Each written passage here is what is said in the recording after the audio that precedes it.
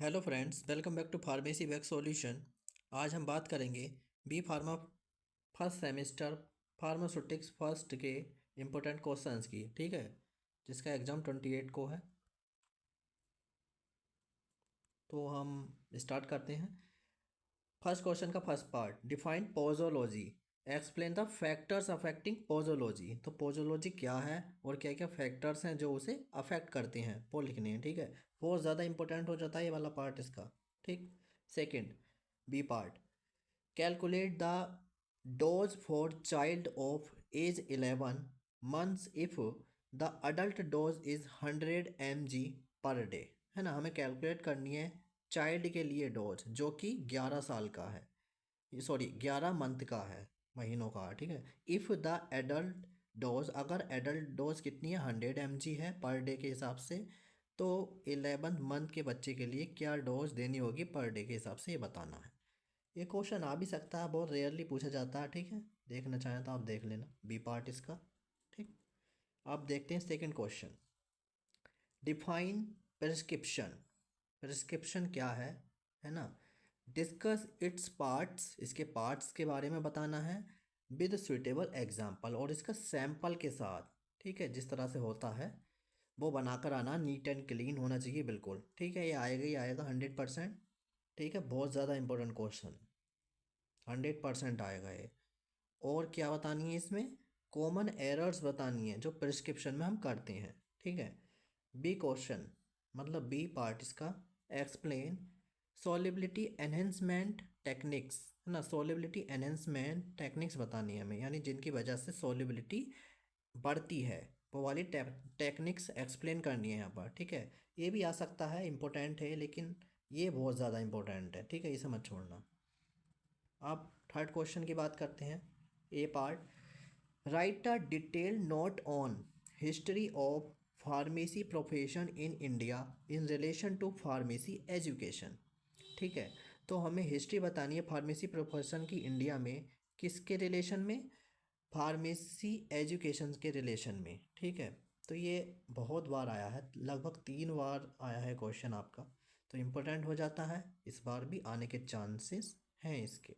ठीक है, 60% चांसेस हैं आने के। अब B part, define and classify powder. तो पाउडर बताना है क्या होता है, और उसकी क्लासिफिकेशन बतानी है। ठीक है, उसी में आ जाएंगे उसके टाइप्स, दो किन्हीं दो टाइप्स को भी वो पूछ सकता है। ठीक है, सिंपल एंड कंपाउंड पाउडर में डिफरेंस बता दो, इस तरह से भी जो इसकी क्लासिफिकेशन है उसमें सारे टाइप्स आ जाएंगे उसके, देख लेना आप। ठीक है, अच्छे से, इंपॉर्टेंट है ये भी।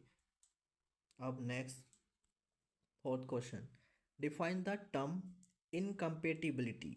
है ना, इनकम्पेटिबिलिटी क्या है, उस टर्म को डिफाइन करना है एग्जाम्पल दे करके। Describe various types of drug incompatibilities, हमें वेरियस टाइप्स बताने हैं ड्रग्स के, ड्रग की इनकम्पेटिबिलिटीज़ के। है ना, तो कितने तरह की थी, मेनली 3 तरह की थी। ठीक है, फिजिकल, केमिकल, और कौन सी थी, थेराप्यूटिक।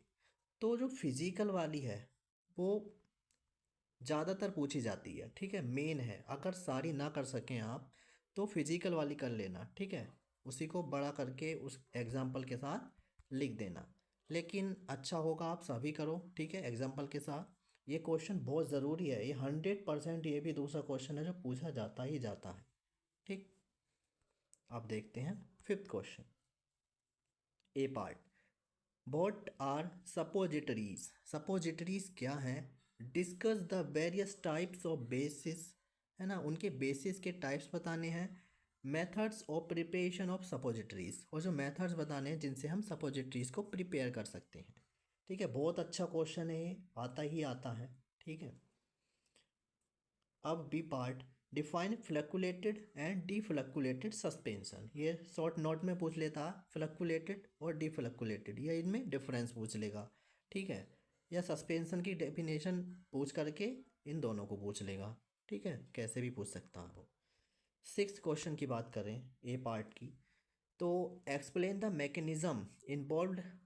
ठीक है, क्या मैकेनिज्म इन्वॉल्व होता है, और बताने फैक्टर अफेक्टिंग किसे, डर्मा पेनिट्रेशन ऑफ ड्रग, यानी क्या क्या फैक्टर्स है जो अफेक्ट करते हैं डर्मल पेनिट्रेशन को, और क्या मैकेनिज्म इन्वॉल्व होता है किसमें, डर्मल पेनिट्रेशन में ड्रग की। ठीक है, ये इम्पोर्टेंट क्वेश्चन है ये वैसे। ठीक है, मिल सकता है आपको एग्जाम में। बी पार्ट देखते हैं, डिफाइन इमल्सन।